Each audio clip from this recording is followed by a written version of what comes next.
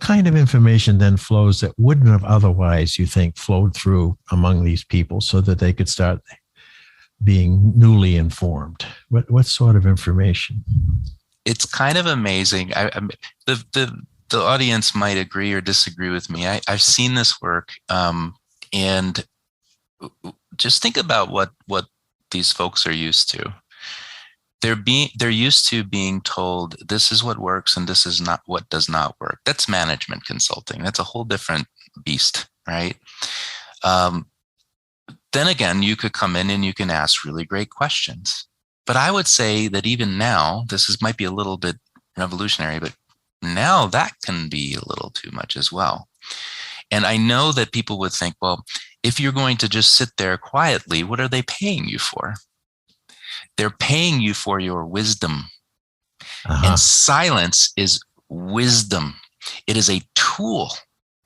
Emptiness is the mother of all being, right? The Taoism, the Taoist, the I Ching, motherness. Now, so what you do is you create that space and you listen and you validate, you repeat.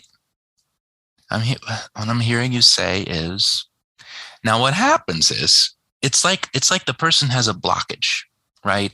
This is very like Eastern, but just really think about this in practical terms. The person is coming out, they're saying this and that, and we always face this and we always face that.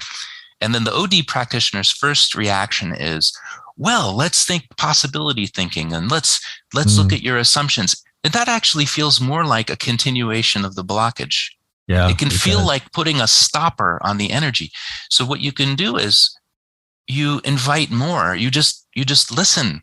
You listen more. You take notes. You show, and you genuinely listen. And then what ends up happening is that negative energy eventually works itself out, just like a hose after a long winter or a pipe. You're getting all that rust out, and then somehow clarity.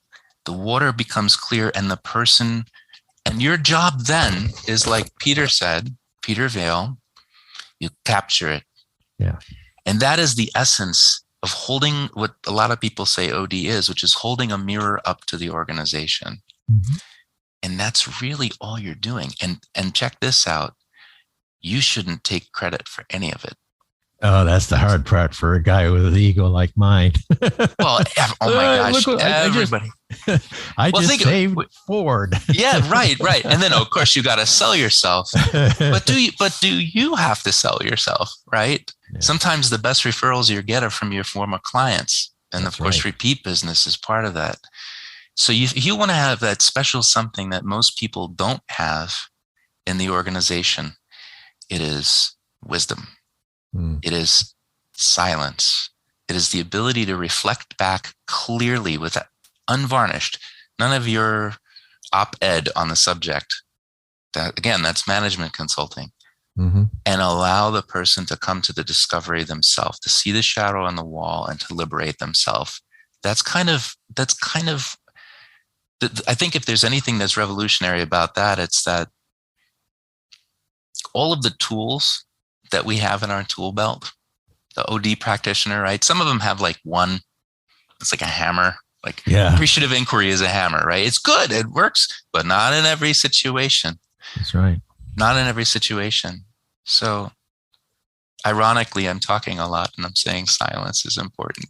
So I always think it's a podcast. We couldn't have 30 minutes of silence. I suppose we could. You could introduce it and let people have the peace and quiet of 30 minutes with something in their ear, and it's not telling them anything. They're just letting them think.